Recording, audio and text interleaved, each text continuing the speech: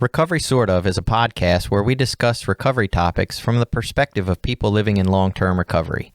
This podcast does not intend to represent the views of any particular group, organization, or fellowship. The attitudes expressed are solely the opinion of its contributors. Be advised, there may be strong language or topics of an adult nature.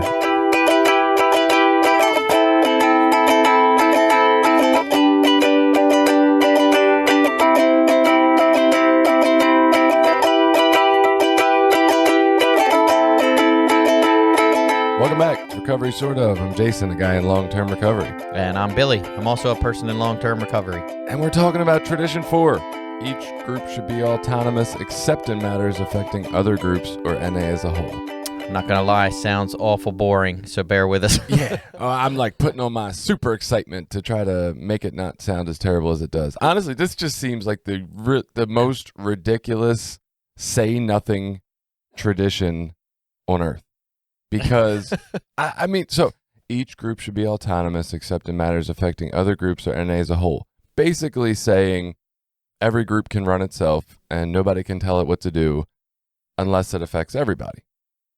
But I feel like I could make a case that everything could affect everybody. And so it really does not help me whatsoever about what groups are allowed to do and aren't. Yeah, that's where it gets tricky. And we talked about a few episodes back about some groups in the area that were saying that you couldn't drink coffee or smoke cigarettes, or that you were using like actively in this area, telling people they needed to get a white key tag. And when we reached out to, NA World Services for some direction on how to handle that, they basically sent back a bunch of snippets of literature that said it was our problem. We needed to figure it out. We thought they would come back and be like, oh, you can't do that. It's clearly a violation of these traditions. But they didn't at all. They said, well, groups are autonomous and you guys need to figure this out. Yeah, and that's where it doesn't make any sense. So can groups do whatever the fuck they want? Or are they really bound by some rule? And is there a separation for they're clearly affecting NA as a whole? Because I could say about anything, oh, well, what if that's the only group an addict ever finds and that's the only meeting they ever attend and this is the information they get or whatever this is what they encounter, right? I don't understand how you can separate that. Yeah, maybe they don't consider that NA as a whole. Maybe that's just an individual. I don't know. But I am extremely bothered by the lack of clarity in this tradition. So that's what we're going to talk about. We got some other stuff to housekeep, I guess. I hate that stupid word, but whatever. Some other stuff we're going to talk about after that. But yeah, I know all the traditions are kind of written in a vague way for interpretation, and you can kind of apply them how you want, but I really feel like this one says nothing. Nothing at all. Each group can do what they want unless we decide they can't do what they want, is what this really says. All right. So looking into some of the reading, one of the things I found, so this is actually straight out of the reading. It says in the reading, literally, a dictionary definition. So I'm not giving you a dictionary definition. Right. This is the reading. A dictionary defines autonomous as having the right or power of self-government, undertaken or carried on without outside control. This means our groups are self-governing and not subject to outside control. Every group has had to stand and grow on its own. So I listened to that, right? And I know if people aren't familiar with the 12-step or the NA type issues that go on, I mean, we've had issues. We say, oh, this home group's selling T-shirts. That's not right. That's not in our traditions. We've said these groups are selling old versions of our literature because apparently newer versions of our literature are owned by NA World Service and old versions were owned by the fellowship itself. And so they're selling old versions so that they don't have to buy them from World, and they're printing them themselves. And that's supposedly illegal. And that's actually, from what I understand, NA World Services has actually stepped up and said that's not okay. But if you read this thing right here that says people can pretty much do what they want and govern themselves, how do they say that's not okay? Right. What is their their argument, at least with a lot of the literature stuff, has been copyright infringement and what do they call that? Intellectual property arguments. That's, they take it to legalese. Right, but I mean, if the original copyrights of the versions these people are using are owned by the fellowship, then what's NA World Services. So I think that's the part that's debatable. Mm. That's the part that's being hashed out in court of who actually owns those copies and who they actually belong to. So if every group has the right or power of self-government without outside control, we really don't have the ability to say anything to anybody about what they do in their groups. Is that accurate? To some degree. So for people that don't know, we have different types of meetings in 12-step fellowships. You can go to a meeting that's an open meeting that's for anyone. Like anyone can just show up and come into the meeting, and you don't even have to be an addict. You can come. Or we have closed meetings where they're supposed to be just for people that are addicts or think they have a problem. We have. I'm so glad you said supposed to be. I'm like, who the fuck couldn't walk in and be like, yep, Who had a knows? drug problem, here I am. We have, speaker meetings where you have someone come in and tell their story. You have open sharing meetings, tradition meetings, all those different things. So the idea behind this is that meetings can generally pick and choose things they like or don't like. In my home group, for example, we don't specifically read all the readings. Some meetings they read all the readings, and when I say all the readings, there's like 5 or 6 of these readings that come out of our basic text that seems to be the format. Like if you went to most meetings, at least in this area or in most areas, you would think there was a format handed down from the fucking higher ups that said this is how a meeting starts, this is how it closes, because they are so similar and they feel the same. It feels like it, and there's a comfort in that. When you go in, you have an expectation of what it's going to be. Because I've been to other meetings where they do things different, like, whoa, what the fuck are they doing here? Yeah. Why are they doing this? And that's funny. So one of the quotes out of the literature is meeting formats vary widely from group to group. Some are participation meetings, some speakers, some are question and answer, one you don't find very often, by the way. Yeah. And some focus on special problems discussion, which is another one I've not run into very often. But even though it specifically lists these as being fine and acceptable formats, when you walk into one that's different from what you're used to, it is like, oh, they're doing it wrong here. Yeah. Well, and we have a funny thing called, double dipping, or people that share more than once. Go to a meeting where they don't limit that shit, and you get people that share 3 or 4 times. Like, I want to jump out of my fucking chair. Yes. Like, dude, you already talked. You can't talk anymore. I ran into that in another fellowship, and I was like, is that not like the common code around here? Right. You don't double dip. That's so icky.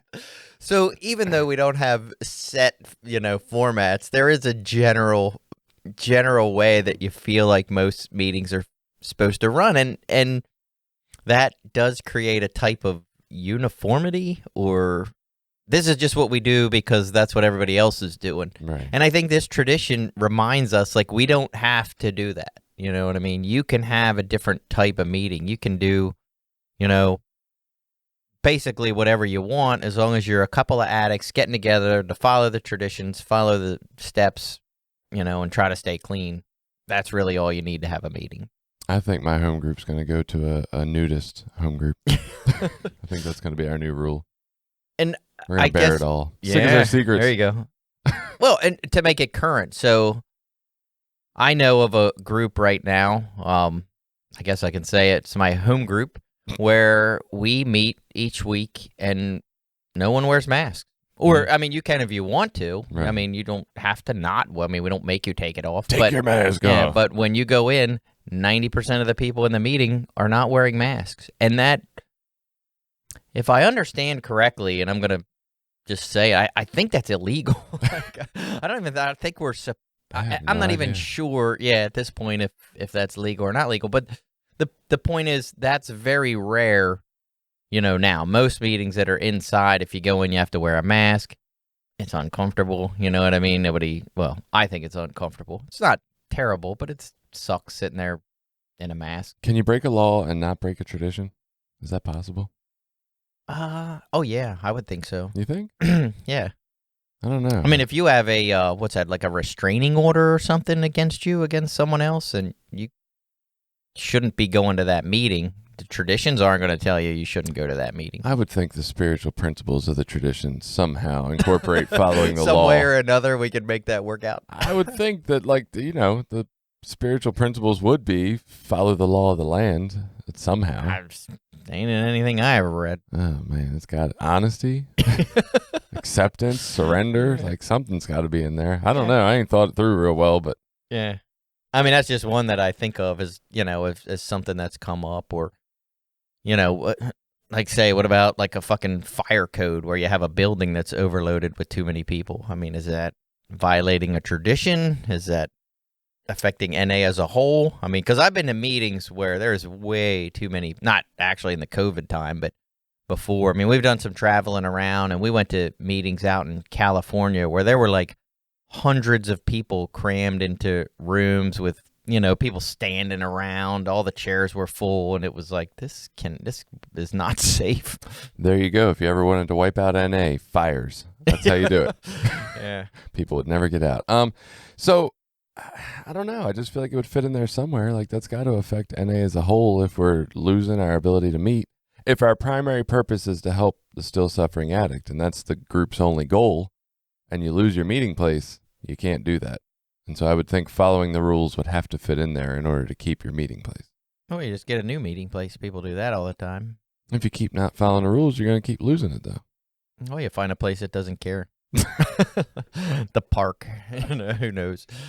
All right. So, yeah, I guess. I mean, I don't know. You say taking that to more modern problems. I'm thinking a group that just goes ahead and says, hey, Suboxone's clean. Everybody that wants to be on Suboxone and celebrate, this is your home group. Like, come on in. We don't give a shit. How is that?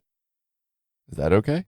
Yeah. I mean, is it okay by me, or I mean, that's so some of these get specific, and what we ran into in our area when we had this years back, the direction from World Service was basically like that was our area's issue to work out, that there wasn't really any way that, like, we had no authority and World Service had no authority to go in and shut this group down, that the group was there and it existed, it was autonomous, and that, what we, at the time for us, we were trying to figure out what to do. Ultimately, I think what we thought we could do was just remove them from our meeting schedule, but we couldn't necessarily stop the meeting from existing. Like, we had no authority to, whatever, call the fucking police or go in and revoke their anything, So I guess in that context, what I think would happen is nothing. It would be up to an area whether you wanted to keep that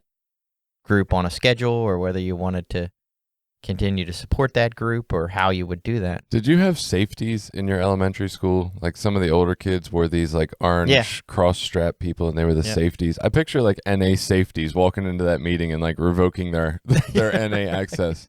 Right. You're not allowed to meet here anymore. Yeah. And I mean, well, this gets a little off, but theoretically, aren't people supposed to be able to come in and look at your books too if they want? Like, really? Isn't that a thing? That they can look at your treasury logs or what you're doing with it? Yeah. Can they?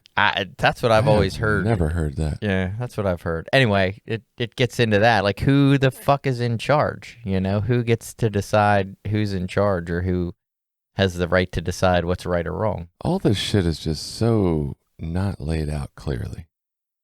This isn't like you wear blue hats or you don't come, right? Like, this is so arbitrary. Yeah.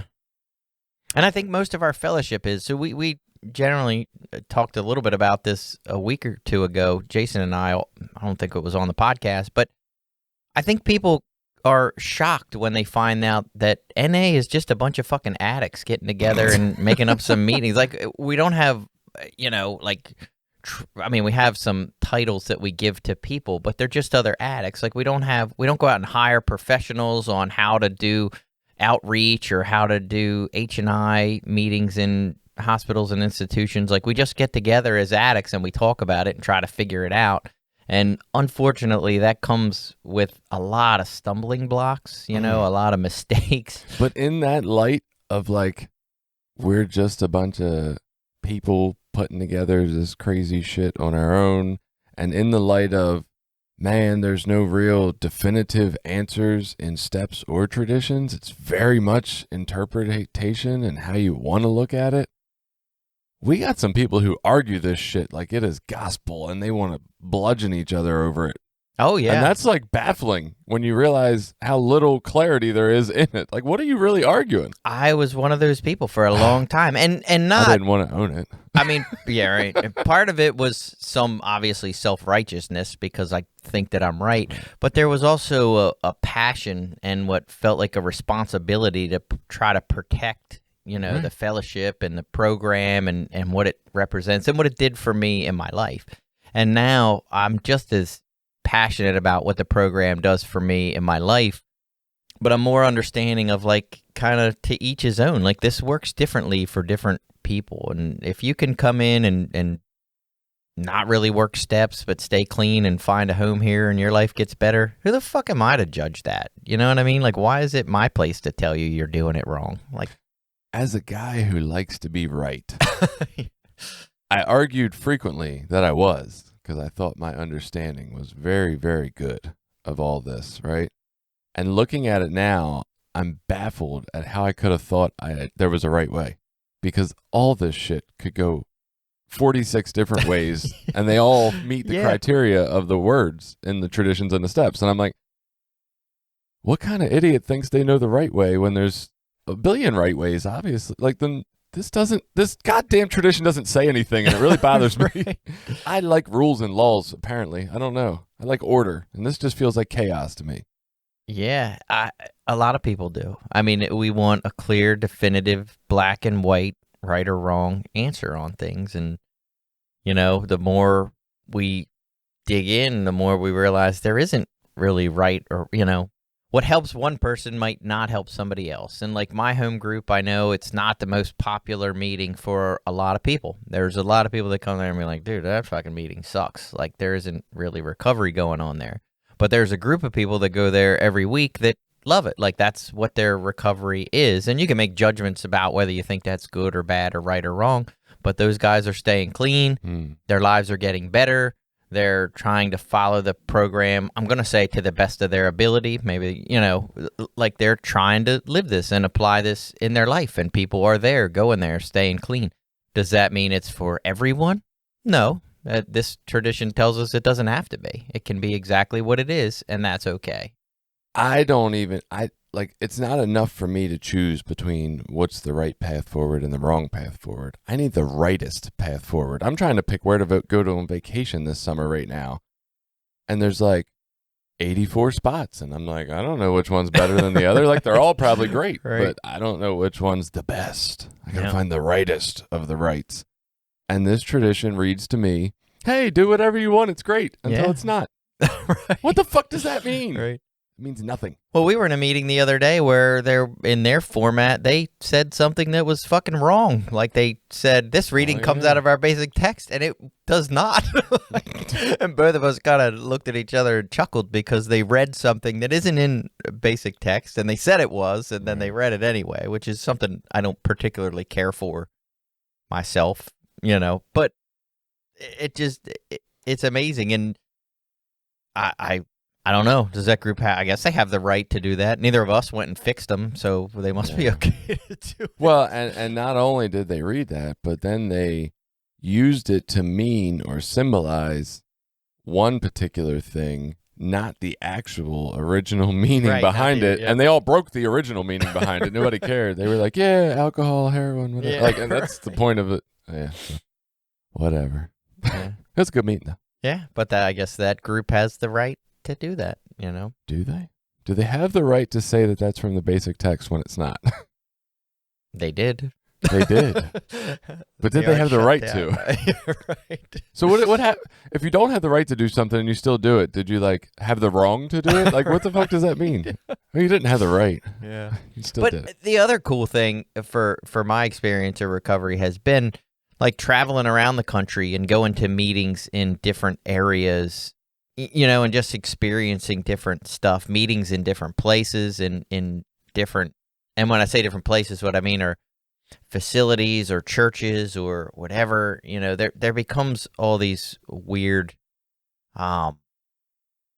conditional things. I remember here we had a meeting in a methadone clinic at one point in this local area, and that was like a hot button topic there for a little bit of whether that was some sort of endorsement or how that, affected NA as a whole because, we're a program of abstinence, but we have a meeting in a methadone clinic, and was there conflicts there?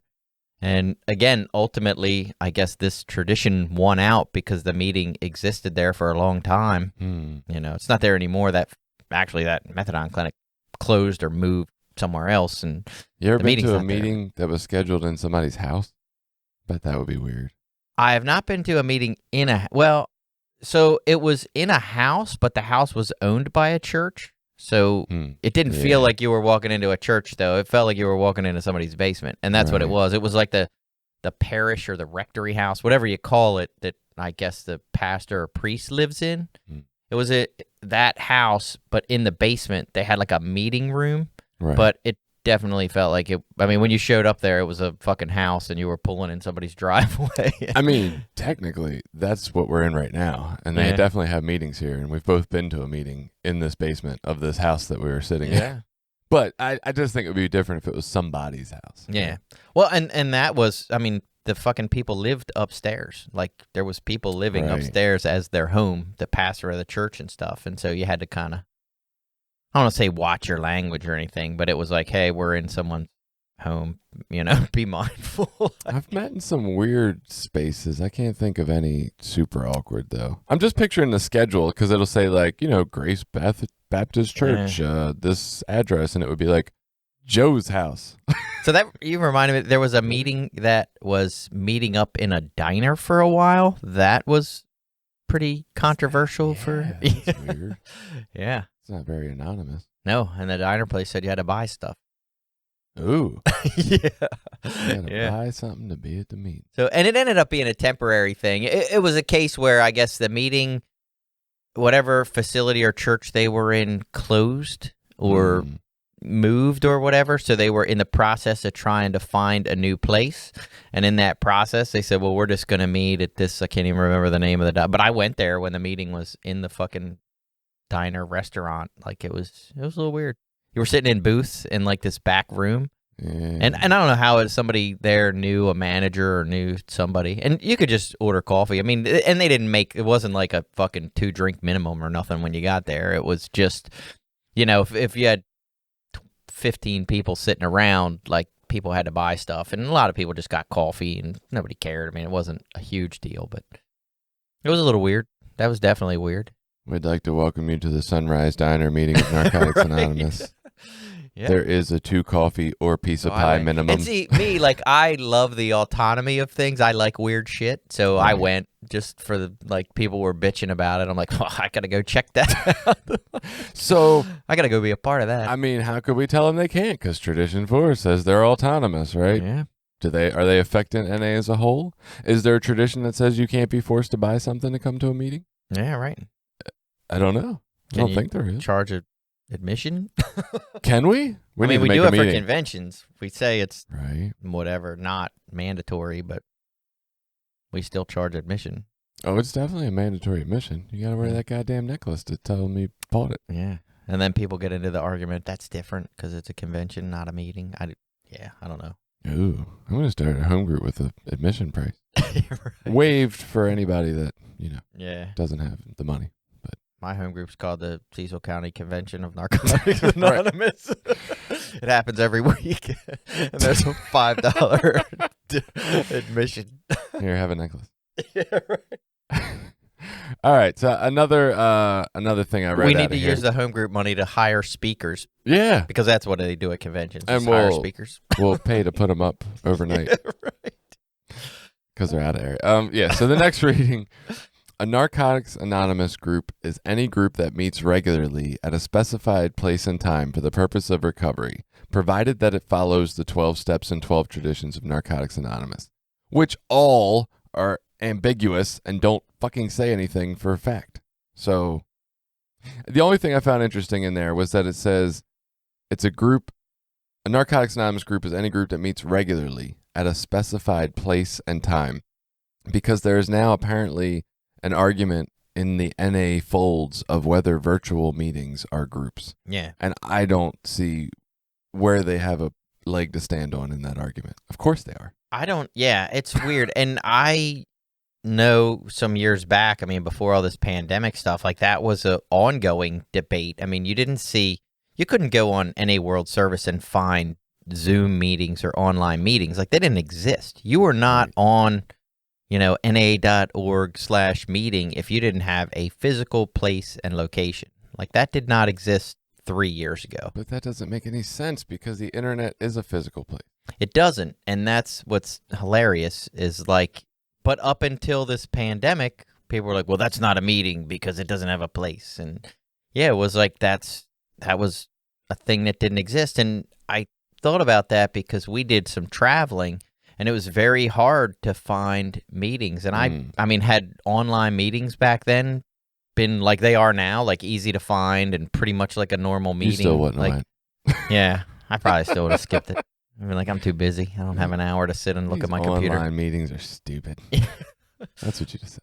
But it's definitely opened everyone's eyes to the possibilities, of what we can do and people that can be reached, and there's still a debate of like me personally, I don't like online meetings, and there's nothing wrong. I don't think they should be canceled, but I don't care for them. It's not for me, and that's okay too. It doesn't have to be. I mean, my wife joined a home group. Her home group only meets virtually. They don't have a fucking facility.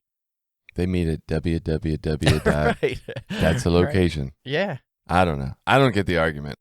I'll say my home group went back to in person, and I went in person this past week, and it was nice, right? Once I got there, I didn't want to leave my house. I was like, God, this is so much easier when I just sit at home and, share my screen with the readings on it for people. Like, that's my job. Well, will it be better or will it be okay in the next couple years when we have virtual, like, what do you call it, like VR meetings where you put on the goggles? Have you seen some of it? They're doing that in like the business world now for meetings. Like you put on goggles and you fucking walk into a boardroom, and it's very weird, but it's trying to bridge that gap of like, so you're not doing like a Zoom meeting per se. Right. It's to create a feeling that you're physically in the presence of these other people.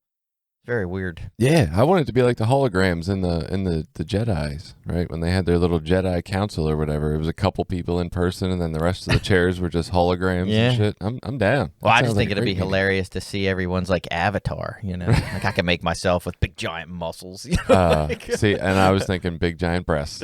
Yeah, right. There Well, you if go. I was a chick, chicks with like halter tops and mini skirts. Right.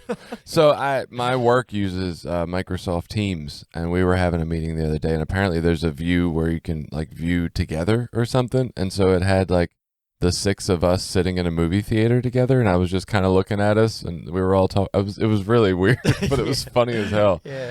So I don't know. I guess that's coming. Yeah, my son's got a VR. I tell you this, I put my son's VR on. It feels like you're somewhere else. Yeah. I was like doing a grocery store clerk thing or something, or a convenience store clerk, and I threw a mug across the store, but it like bounced off a shelf. And so it was right there in front of me. And so I went to lean over the counter and like lean on the counter to reach it. There's no fucking counter there because I'm in virtual. I almost fell over. I was like, holy shit, how quick my brain forgot Right, that is not there. Yeah. Yeah, it's And- tricky.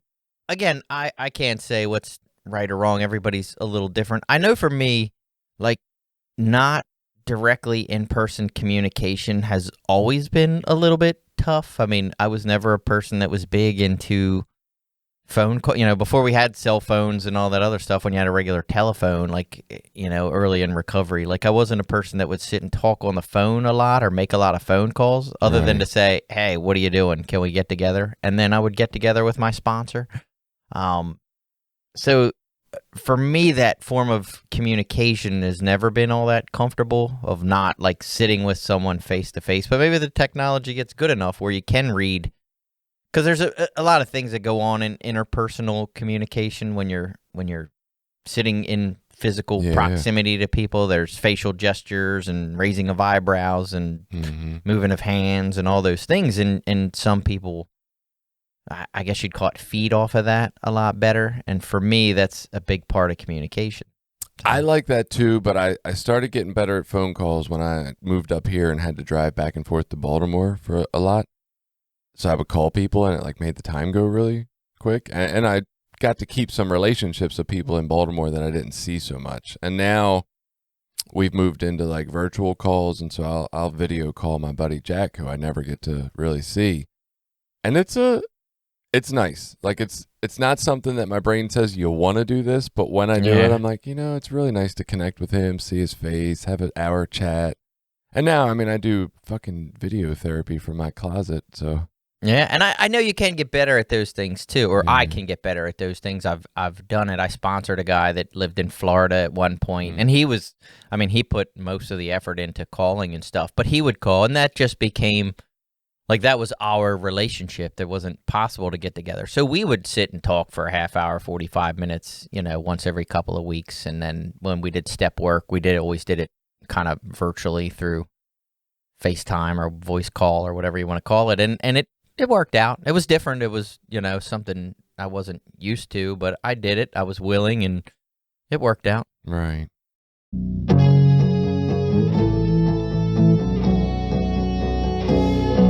This episode has been brought to you by Voices of Hope, Inc., a nonprofit, grassroots recovery community organization located in Maryland.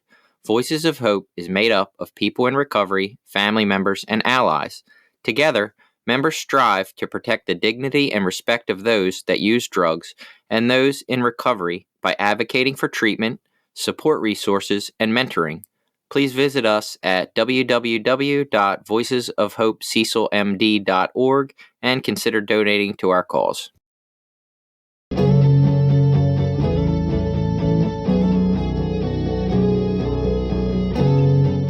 So let's hit this next quote. It says, and this is after the format one, so we read about the formats, and this says, whatever the type or format a group uses for its meetings, the function of a group is always the same: to provide a suitable and reliable environment for personal recovery and to promote such recovery.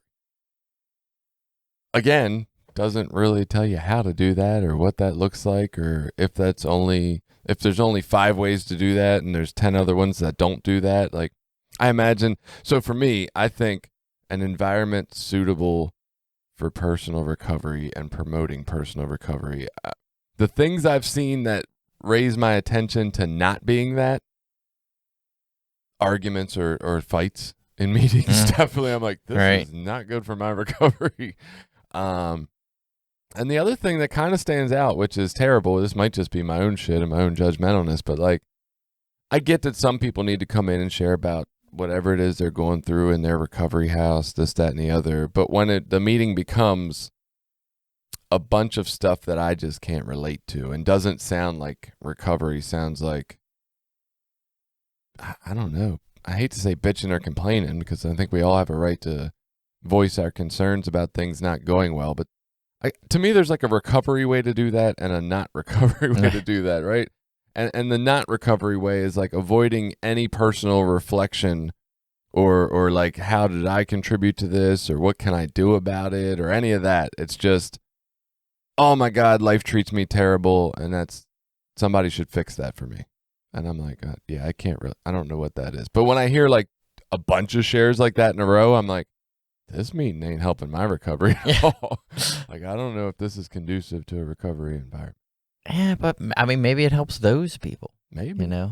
I don't know that this tradition means that we get into this with a couple of these traditions. I don't think the traditions are meant to say that every person that ever walks into the door needs to feel this way, or, needs to agree with these things. It just needs to create an atmosphere. And an atmosphere of recovery for you might be different than an atmosphere of recovery for me, might be different than an atmosphere of recovery for the guy in the recovery house. And for him, that like-minded experience of that fucking asshole that's won't clean the bathroom at the recovery house, Right. Like, that could be the thing that helps him get another day clean and find his way. And of course, you hope as people grow that they'll outgrow some of the self-centeredness and some of the more focusing on themselves. But I know I'm sure when I first came in, I shared some completely dumb shit, that Definitely. probably made not a lot of sense with no personal responsibility. Well, and I think so. That's okay. A couple things to pick out of what you just said there. I agree, right? I don't think every meeting should be for me or suit my personal tastes, and I do believe there's a wide variety, right? I guess I'm thinking more along the lines of the home group that is run in a way where we just let the atmosphere go out the window, right? So a home group that's not really, I guess I've always read and thought that my job as a home group member is to kind of keep the topic on recovery. And that doesn't have to be anything mean. I don't have to shut anybody up. But after maybe like 2 or 3 not so recovery oriented shares, maybe I should just speak up and share something recovery oriented to try to get us back on track, or to at least provide a counterpoint to, I don't know, maybe somebody's sharing I still use and it's great. Like whatever it might be shared in a meeting. So if there's a home group that's not stepping up and like changing the climate of the meeting or something, if nobody's changing that, and that is the home group members too, and everybody's just blaming the world, at some point, 5, 6, 7, 8 shares deep, I'm like, oh man, like does anybody want to make this a recovery meeting? And then to go further from there, yeah, it doesn't have to be for everybody, and not every meeting's going to be for me, but at what point do we say, and I have no idea how you would figure this out anyway, 99% of people think this meeting is some bullshit, right? Like, yeah, it doesn't have to be for everybody, but if 99 out of 100 people walking in that door say, oh my God, this meeting makes me want to get high, maybe there's something to be said about that meeting not being a suitable and reliable environment for recovery, like this tradition says.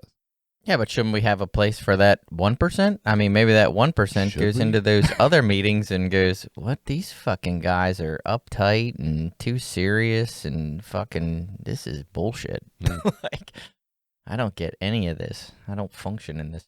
I mean, because I immediately think back to my home group. There are people that would legitimately say that is not an atmosphere of recovery, like, and I don't know that I would 100% disagree. You know what I mean? Like, I've had my doubts of, like, what are we doing here? And I try to do my part to make sure it's focused on recovery. But again, I've come to believe that that's our right. And there are people that come there and get something out of that meeting. And it keeps people clean and gives them a place to be accountable, keeps the door open for, And obviously, I say all that a little bit in jest because typically, my home group has some guys that have some time in there, and when newer people come in, we can get a little more serious and a little more recovery focused. And if someone is hurting or suffering, it's definitely, people respond to that well. But in general, like, it's a group of people that don't really take themselves or recovery or any of this entirely seriously. And in fact, there's a lot of sarcasm and sort of dark humor and bad jokes that sort of fly around, and there's a lot of people that find that very off-putting. In me at times, I mean, I've been offended to the point where I'm not fucking coming back here. These guys don't, they don't even like the program. I don't even know what the fuck we're doing. But again, people were there staying clean. That meeting's been there a long time, and I don't know. I feel like this tradition gives us the right to do it. So the last reading I had, and it's a long one, it would seem that we, in our groups, can do whatever we decide, regardless of what anyone says. This is partly true. Each group does have complete freedom, except when their actions affect other groups or NA as a whole. Like group conscience, autonomy can be a two-edged sword. Group autonomy has been used to justify violation of the traditions. If a contradiction exists, we have slipped away from our principles. If we check to make sure that our actions are clearly within the bounds of our traditions, if we do not dictate to other groups or force anything upon them, and if we consider the consequences of our actions ahead of time, then all will be well.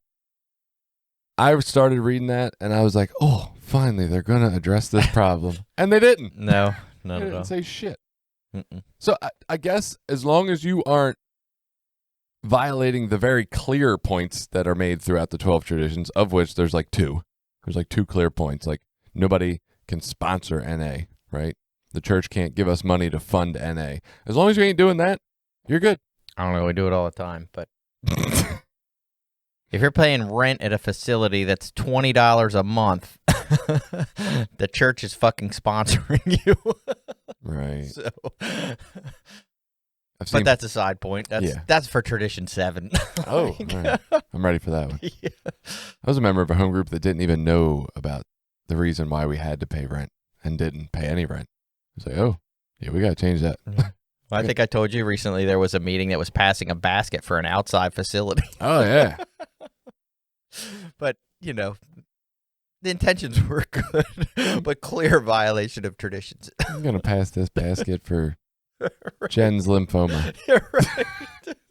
Anybody that wants to donate to Jen. But, yeah, it's, there really aren't rules, you know, you're hoping that people that are living a spiritual path are going to try to the best of their ability, you know, to be here and live by the code of the 12 traditions. But as I've learned, and I think you've learned through your experience, that even that understanding of the traditions changes over time. You know, what I think is okay now might be different later. So things that I might have thought were okay or thought weren't okay before, I've learned, you know, that's not necessarily true. So how do I know today what I'm doing is right? I mean, the understanding I have today is it's a free-for-all. Anything goes. Like, do whatever you want. Well, you have this guideline of the 12 traditions, like you shouldn't be It's passing not a out guideline. baskets for other facilities. There's like You 2 shouldn't traditions be, right? that lay out actual guidelines. The rest of them are all like, think positively and good things will come. I'm like, that's what I get out of it. Yeah, but so with the other traditions, you would definitely say a meeting should not be telling people that if they're on methadone, they need to leave or, you know, shit like that. Like, that seems pretty clearly spelled out. Does it? I think so. It's autonomous. That can be a no methadone group of Narcotics Anonymous. Yeah, but then you completely violate the 5th tradition. I don't know. The only requirement for membership is a desire to stop using. Isn't that the 3rd tradition? Is it the 3rd? No, I might have got them out Didn't of we order. just do But that yeah, last month? did we do? Yeah, is that what we? I can't even remember. Yeah, but that's a complete. You know what I mean? Like the only requirement for membership is that. What if that So- group says that's the only requirement for membership of the program, not the fellowship? And definitely not this group. You can be a member to fellowship. Go ahead. You're a I would member. almost bet those meetings exist. I would absolutely guarantee it. And at this point, I'm like, I guess it's legal. Yeah, I don't know. and maybe that's the idea: is that is for them. Like if that works for that group, if it's to go back to your God's will thing, like if that meeting's existing and it's got a NA people showing up having an NA meeting, it's God's will. Like it's the way it's supposed to be. I'd like to welcome you guys to the Suboxone Isn't Sober meeting with Narcotics Anonymous. What the hell? And you could just do that. And you could say, and they'll say, oh, the 3rd tradition, you're breaking it. You remember when you say you are, or the only requirement's a desire. And you say, yeah, okay, you're a member to fellowship. Don't come to my meeting. Yeah, Good for you, member. yeah. I mean, there's just so many interpretations of this. There's nothing. These traditions say nothing. Well, and what's amazing to me is like I'm at a point in my life where I'm like, I don't know. I mean, I probably wouldn't go to that meeting, but if it opened around here, I wouldn't go out of my way to shut it down anymore. There was a time in my life where I would have went out of my way to try to shut yeah. that shit down. Yeah, I'd have You been know. at the area upheaval. We can't let this happen. With the pitchforks. Yes. Banging. Torches and pitchforks. Showing up 30 deep trying to fucking... Right. We're all going to join Right. and change it through group conscience. Right. We're spiritual. Yeah. Yeah. And now I'm like, I don't know. I don't want to support it, so I'm not going to go. But if Right. other people support it and it goes well, who knows? 12 traditions that say absolutely nothing. And we just wrote a whole book about it, apparently. I haven't read it, but Well, I don't think they say nothing. I think they teach us about spiritual principles, and we start looking at these principles and how to apply them. So, you know, we're talking a little bit about like this tradition, and you think, well, what good is this to me? Like, what as a person, what can I take out of this? And what we learn is some personal freedoms. Like I have the freedom to be whoever I want to be with an awareness that I don't want to hurt other people, you know. And I can go out and, you know, if I want to have crazy hair or wear crazy clothes or, drive some big giant jacked up truck. Like, I should be okay to do those things in my life. I don't need to live this life of conformity or uniformity or whatever. I can have the freedom to be and express myself in any way that I want, as long as I look at how that's affecting other people around me, Okay, and so here we are. We hadn't talked any bit about this going outside of the NA program fellowship dynamic, and I was hoping we would a little, but I noticed we do get a little, like, it just seems like it relates to government, so it always goes into a political realm. But here you go. You bring this up, right? So the guy who doesn't wear a mask but doesn't believe in coronavirus or doesn't think it's all that bad or just thinks it's like the flu and doesn't think we should do anything different. In his view, he is thinking about other people. He's just thinking, all right, I don't wear a mask every flu season. I'm not going to do it now.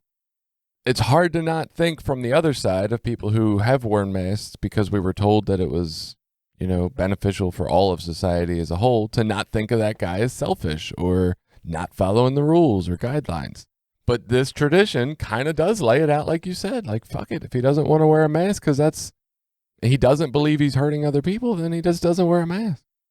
Yeah, but I use the traditions more as a reflection on myself, not as a reflection on others. And I guess what I mean by that is I'm looking at, like, what I really only have control over is myself and what I'm doing. And is my behavior affecting other people around me? Is what I'm doing, impacting my community as a whole? Like, that's all I really have power over. Well, I was looking at it from my viewpoint of the person. Like, there's definitely a point in time when I've been like, why can't you just do what the people say is good for everybody, right? And now I'm like, I guess if this tradition is more accurate and that's that person's interpretation that the mask isn't necessary and he's not harming anybody, I guess he's all right. Like, I don't need to fucking worry about judging him or thinking about him. I guess that's okay.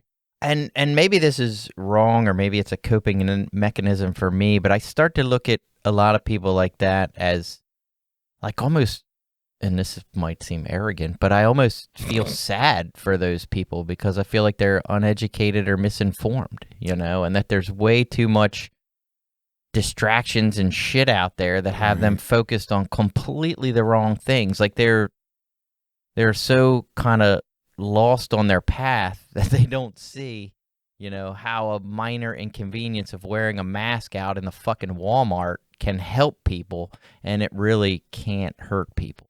Look, I am not 100% sold that the mask is really doing anything, especially when they came out with studies early on that said the gator type masks weren't all that right. great. And that's basically all I wear because it's way more comfortable.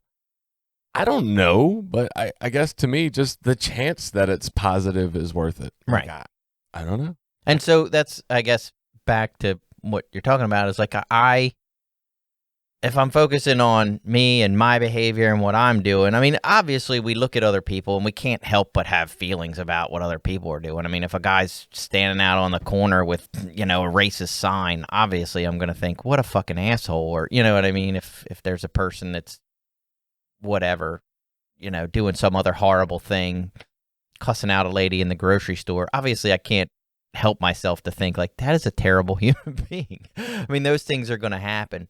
But again, I can just have that thought and kind of move on with it. I don't need to take it to the point of self-righteousness where I feel a need to correct or a need to fix or a need to go out and go against. And I guess with back to the traditions, like that's what I learned in NA is that, these groups can do that stuff. And if I don't agree with them, then maybe I just don't support that. Maybe I just don't partake in that. Now, if it gets to the point where there's real harm against other people, maybe that's a indicator that I need to do something. I can get involved in a group or take action against someone.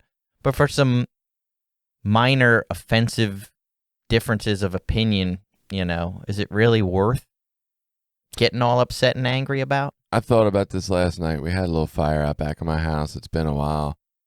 My kids were running around being kids. I ended up yelling kind of loudly at one of my younger ones. And it hurt his feelings. But I was just thinking a little bit about this tradition. Like, the autonomy that I'm allowed to do that. And I was wondering like what neighbors would think if they heard it, and if one of them would think to come say something to me about it. Like, it wasn't brutal or nothing. It was just a loud correction of his behavior after he didn't listen a couple times, and that was the end of it for the most part. But I'm like, how many times have I seen someone in public do this and thought, damn, am I supposed to step up? And I'm not trying to diminish that children are abused and neglected and all those things, right? I don't think that's necessarily what happened in my backyard last night. But that is the concern when I think about, do I need to intervene in somebody else's autonomous parenting, right? But I guess the part the neighbors didn't see, even if they heard that, I don't know if anybody heard it or not, but the part they didn't see was like an hour later when him and I hugged and we both apologized to each other. And it was like a really fitting end to the situation, right? And I wonder how often that's the part I don't see too. And I'm not saying that look, I don't know how many families have the loving hug and the apologies from each direction, right?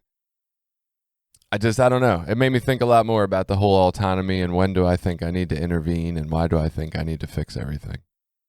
And what's right and wrong, and how do we, even as a society, like when there is cases of abuse or emotional abuse or verbal abuse, like how do we prove that? And when do we think it's okay to step in and like remove children from homes? And it's complicated, man. That's some like really big fucking hard questions that I don't think we have the answers to. Yeah, for sure. I definitely think our society right now is at a place where it doesn't feel okay. Like, my kids go to a school where they're taught that, hey, guess what? It's okay to fail at things. If you try stuff and you fail, that's fine.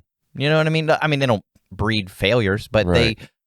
that's a part of learning and growing, is making mistakes, falling short. You think you put in enough effort and you didn't, and you learn, fuck, what do I do now? Do I beat myself up and feel like a piece of crap? That's what I always did, because I felt like society was telling me, you're stupid if you fail. You're stupid if you don't, That's the message I got. But, my daughter yesterday went and took her driving test, and she didn't pass, and she was a little upset. And, of course, as a parent, I want to swoop in and say some things and try to make it better and all that. And then I choose to sit back for a minute, and I'll give her some encouraging words. She's going to take it again Monday and, whatever. But, part of that's like a life experience that we can try to just let her go, hey, man, you tried and it didn't work out. It's life, Yeah, right. Now what do we do? How do we pick ourselves up, move forward, try again? We don't give up. We keep moving. But, you want to, that fucking test is stupid and they ask dumb questions and it's all their fault. Like, it's not your fault. You're perfect. Right. You did everything right. It's all their fault. Like, that's what you want to do. And I think there's too much of that right now in our society. But, I can choose to, like, just let other people be themselves and make mistakes and just try to be a good example, in my life. Like, that's where the freedom to be me. There are a lot of people that would think the school that we send our kids to is not healthy. It's not good. It should, not exist because it's not really a school. We have the autonomy to do that. I mean, I'm not 100% sure it's right or wrong. It's right for us. We like it. Our kids are great. They're functioning fine in the world, just as good as any other kids out there, Right. if not better. But, that is a gift of this program, has been being able to look for things that are, so I'm a conformist. I'm a person that looks for the rules. Like you said, I want rules. Give me boundaries, and I'll thrive inside of those boundaries. I know what I'm supposed to do. I know how I'm supposed to do it.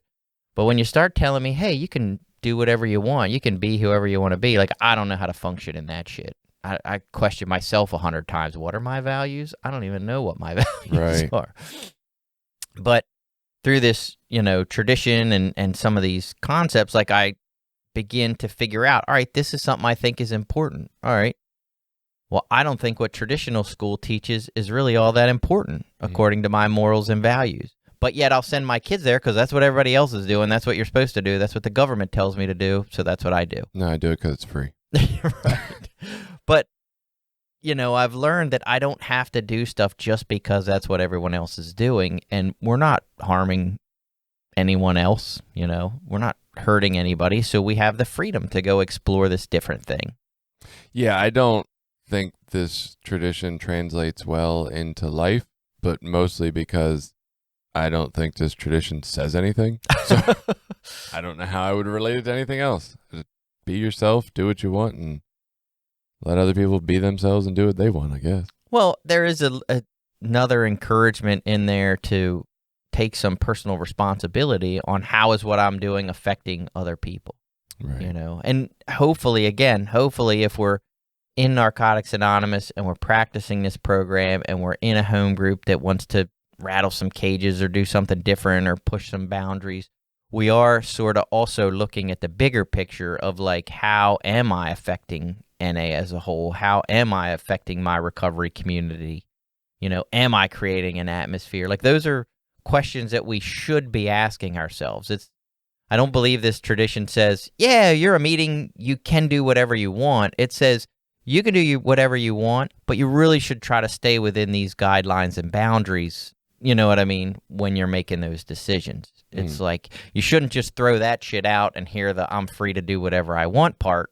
You should hear you're free to do what you want, but really try to stay within these boundaries. And I feel like just the last thing I want to say about this is that reminds me of the Australian dude online that I saw writing about how Americans look at freedom different than how Australians look at freedom. And it was kind of like the idea of Americans look at freedom of how far can I take doing whatever the fuck I want, and you can't step on my rights. Whereas Australians look at the idea of freedom as how can we come together and do what's best for all of us in the spirit of freedom to keep our freedoms. And that kind of reminds me of that, right? Yeah. And I think maybe that's a little bit of where America is I don't want to say out of whack, but definitely a little off from my ideas, like my primary purpose and goals, and probably taught to me through this fellowship. I don't give the NA steps and traditions enough credit sometimes. I'm like, oh yeah, I was just born this way and I came this. Not really. Like, I was a self-centered guy who would steal anything from you to get more drugs. Like, that's who I was. And now a lot of my life kind of guided by these traditions is like, let's make decisions that are best for all, even if they're not best for me at the gas pump, or even if they're not best for me in taxes. Like, if I'm doing a little better, cool, take it. Do something for people who ain't. Like, my ultimate goal is usually about the whole, I think. Yeah. Sort of. There's a lot of selfishness still too. I don't want to act like creeps in all over the place. Yeah, I'm not like some saint. Don't get me wrong here, but there is a lot of guidance towards what's good for us, right? And I don't feel like I see that from everyone in the world. A lot of it is what's good for myself, what's good for my pocket. I'm mad gas prices went up. I'm mad they're thinking about raising taxes. I'm mad they're like, it definitely seems a lot about what's good for me. And it doesn't seem like there's any consideration of the second portion of that is what's good for me that also doesn't negatively affect everyone else. Right. And that's where I believe the traditions, translate into my life is like, what person do I want to be? Do I want to conform to what everyone else is doing, or do I want to try to live closer to my own morals and values? And I've used the traditions in my life to kind of steer me more in that direction because, again, my nature is the same. I am naturally self-centered. If I don't set up my own set of sort of guideposts, like, I easily revert back to self-centeredness. You have just completely convinced me that this tradition is the best tradition ever.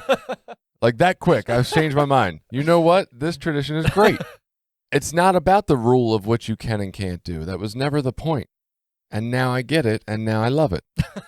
Great. I do. No, the point is, while you're thinking about living your best life, don't forget part 2, right, which is, hey, as long as that doesn't affect others. Like, don't go rushing into what's best for you until you consider how it affects everyone. And that's beautiful. I think we do forget part 2 often. I always forget part 2. I'm like, what's best for me? Fuck my family. Right. Where do I want to go today? Right. They're in my way of getting to where I want to go instead of what's the best thing I can do? Maybe the best thing I can do that also considers my family's well-being isn't number 1 on my list. Maybe it's number 3. But if I consider part 2 of the statement, right, then I can say, okay, well, number 3 is still cool to me. It's still the third coolest thing I could Still do. works. Yeah. Let me skip 1 and 2 and do this 3 because that's good for all of us. Awesome. Ooh, yeah, I love it now. All right, done with that. So we don't ever talk about this, but we have a little PayPal donation button on our website, and I was never going to bring it up because I saw no reason to because I'm not a beggar. But Julie has given us a recurring payment because she believes our podcast is a good deed to society, I guess, That's amazing. or something. Thank you, right. Julie. So this episode was brought to you by Julie. Yay. Thank you, Julie. That's awesome. I also wanted to bring up that a long time ago I had told you that Oakland was like crushing it in listening to us. Like for some reason we're big in Oakland, I guess. And as an update to that, there's some other places that are starting to pick up some listening traffic, and so I wanted to shout out to Philly, Seattle, Columbus, Ohio, and New York. Wow. That's fucking amazing. I just think, odd places. who Like even Columbus? cares to listen to us? Is Columbus a big city? I don't think it is, right? Columbus, Ohio? I mean, I've heard of it, but I don't think it was like big. I went to a UFC fight there one time. Yeah, if they got UFC fights, they must be big. I mean, it's a city. Definitely a city. But yeah, and then, I mean, there's a lot of other places too. Obviously, VA, PA, Delaware, Maryland. That's all the local spots. I don't know why I expect the local spots to listen more, especially when I don't too. I don't know anybody in Virginia. So all I think is that people in Elkton listen to us, and that's it. Elkton's like not people even that like know me. That's top that's two in the bulk only in people that would Maryland. listen. And probably anyone that knows me doesn't want to listen to me. They hear me babble on too much. Right. I think people that know me definitely don't tune in. Right. I'm like, oh yeah, I would listen to that if it wasn't for him. Right.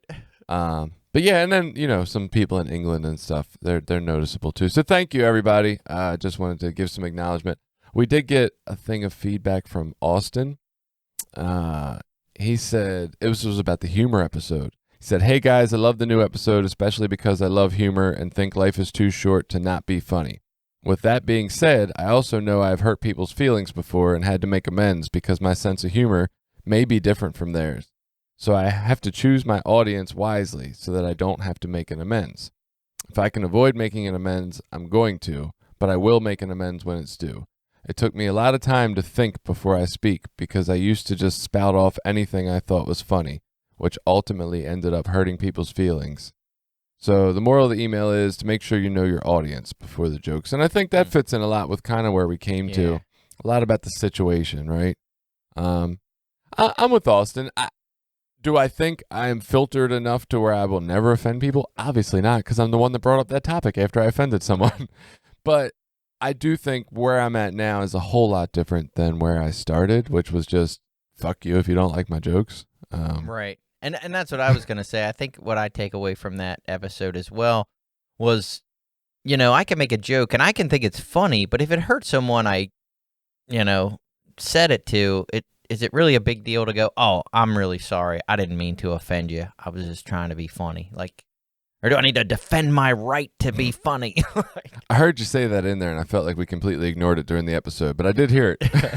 I didn't miss it. Also, one other thing that we got some feedback, Stephanie. Stephanie is actually the person who created our logo. Oh, yeah. And Thank you, she Stephanie. created We love the logo. our old logo, too. Awesome. Because she saw it and just felt sorry for how terrible the original looked. And she did that one she was like, "Hey, look, take this because what you got is rough." And then, we went back to her when we were actually ready to purchase a logo. Yeah, nice. And we love that too. So, but funnily enough, I've known Stephanie for years now. And her company is OK Logo. She does logos for people. And I just like the way she thinks logo wise. I'm like, that's not the way I think. So I'm like in awe every time she does something. I'm like, wow, that's cool. So I've known her for years. And I mean, you got to think the logo she did when the shit was rough looking was last June or July, maybe July. So what's that, 9 months ago? Yeah. So she messages me yesterday, "Hey, I just listened to the podcast for the first time." I was like, "You made the logo 9 months ago." But she did say, she was like, "I listened to the podcast for the first time today. It made me laugh, feel angry, and do some self-examination. We'll be listening again." Oh. And I was like, "Oh, well, that's pretty sweet." Even though it took you 9 months, Stephanie. Right. Welcome. Yeah. But no, it was nice. Beyond that, I think that's all the catching up I have to do. Yeah, and I had some feedback from a friend, Steve. He mentioned that he listened to the episode on the sex addiction and found it, really informative and useful and insightful. So thanks for listening, Steve. Appreciate it. See, you're thanking him for listening. I was going to make a joke about how he must be a sex addict. Steve the sex addict. That's awful. I don't know who Steve is, but thanks, Steve. And yeah, I think that episode was... both the ones we did about sex addiction, I think, were pretty informative. And it's something that I don't think in many areas we talk about a lot as drug addicts, I guess. It's almost like we look at it like, oh, man, hey, at least I ain't using drugs no more. Like, right. Whatever happens on this side of that but is I can fine. do anything else. Right. And I think there is a lot of still acting out, using type behaviors that keep us. And look, it's not about like how awful are you behaving. It's like, man, that keeps us from freedom. Yeah, it keeps you trapped. Right. It keeps us from the peace and serenity of like not having that stuff. So, yeah, if you got sex issues, listen to them or seek help or do whatever it is you need to do to try to find relief. Any issues, just find relief. Relief is nice. Yeah. Now I'm babbling. All right. You got anything? No. Cool. Great episode. Tradition 4, go out and don't tell anybody else how to live their life unless they're fucking your life up or something. Not really.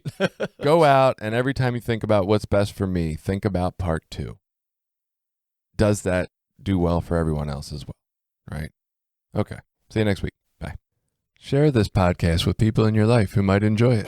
Check out recoverysortof.com to find our episodes and link up with us on Facebook, Twitter, and Instagram. We're always looking for new and interesting ideas for topics. Sort of. If you have any ideas for episodes or think you have something to come on and talk about, reach out to us.